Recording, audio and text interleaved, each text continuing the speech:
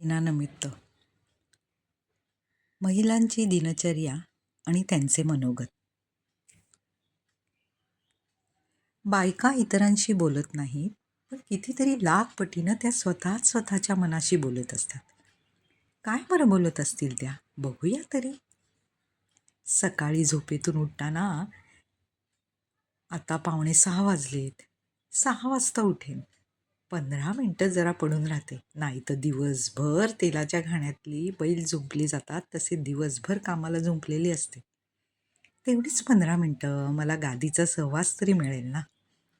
दिवसभर दोघींनाही एकमेकांचा विरह सहन करावाच लागतो. हा घड्याळाचा काटा कसं दमत नाही कोण जाणे. वाजले बाई 6. आता मात्र मला उठावंच लागेल.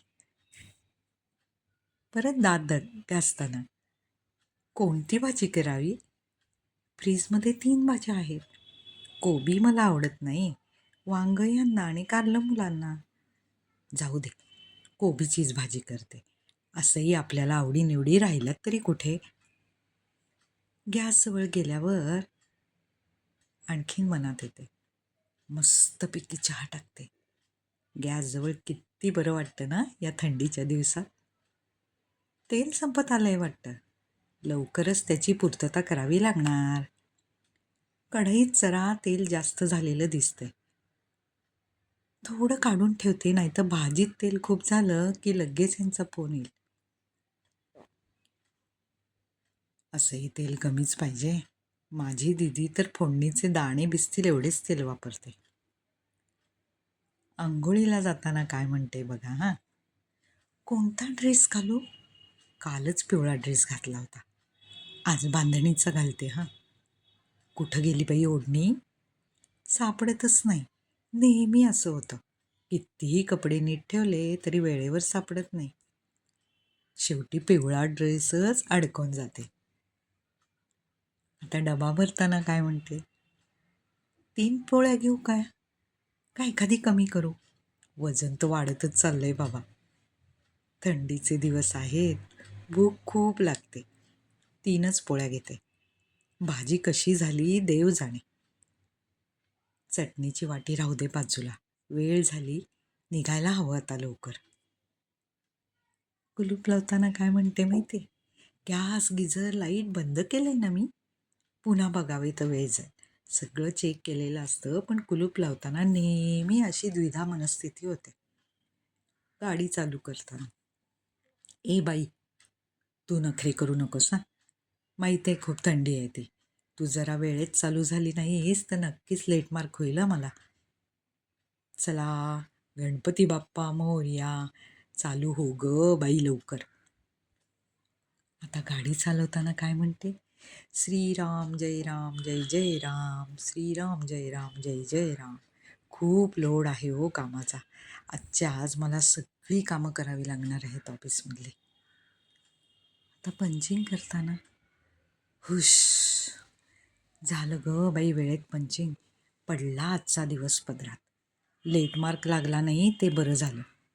अजून 20-22 दिवस जायचे आहेत. कधी काय अडचण येईल आणि लेट मार्क लागेल सांगता येत नाही.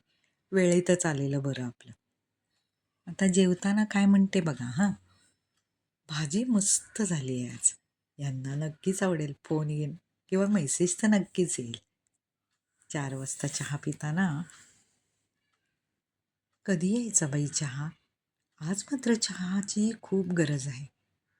पण चहा टाळायला पाहिजे बाबा. बसून काम, त्यात साखरेचं सेवन, वजन वाढायला तेवढं पुरेसं. 100-200 ग्रॅमनं ते कमी होतं, तेही खूप मन मारून मेहनतीनं. आला बाई चहा. घेते आता छान चहाचा आस्वाद. संध्याकाळी स्वयंपाक करताना कोणती भाजी करू? कंटाळा आलाय. करते नुसता मुगाच्या डाळीची खिचडी, कढी किंवा टोमॅटोचं सार. नको, नुसत्या खिचडीवर नाही भागायचं. करतेच सगळा स्वयंपाक. किचन ओटा आवरताना पडली तेवढी भांडी धुवून टाकते. जेवण झाल्यावर जाम कंटाळा येतो बाबा भांडी घासायला. झोपताना काय म्हणते? बघते जरा थोडा वेळ मोबाईल. अरे वा, स्टेटस बघूया. किती एन्जॉय करतात या बायका. कसा वेळ मिळतो यांना देव जाणे. मला कुठे बाहेर जायचं म्हटलं की किती गोष्टी मॅनेज कराव्या लागतात. त्यापेक्षा बाहेर पडायला नको असं वाटतं. हिच्या भावाचं लग्न झालेलं दिसतंय. गळ्यात काय सुंदर दागिना घातलाय तिनं. बघूया परत जरा झूम करून. ही गेलेली दिसतीये बाहेर कुठेतरी फिरायला. मस्त दिसते हं जीन्समध्ये. हिच्या घरी झालेलं दिसतंय हळदी कुंकू. मला नाही बोलवलं. पुढचे फोटो नकोच बघायला. अरे बाबा, कशाला लटकतोय हा ट्रेनमध्ये. जरा जाऊन बस की आत. कशाला शायनिंग मारतोय. झोप आली असताना. चला झोपा लवकर. उद्या सकाळी पुन्हा उठायचे लवकर आणि पुन्हा ते राडगाडगं चालू होणार. मध्यरात्री जाग आली असताना पण ती स्वतःशी स्वगत परत बोलत असते. आत्ताशी 3 वाजले आहेत. मला वाटले 6 वाजले. अजून 3 तास झोपायला मिळेल आपल्याला. आनंदित होऊन रग ओढून गाढ झोपून जाणारी मी आणि माझ्यासारख्या असंख्य स्त्रिया स्वगत बोलत असतात. धन्यवाद.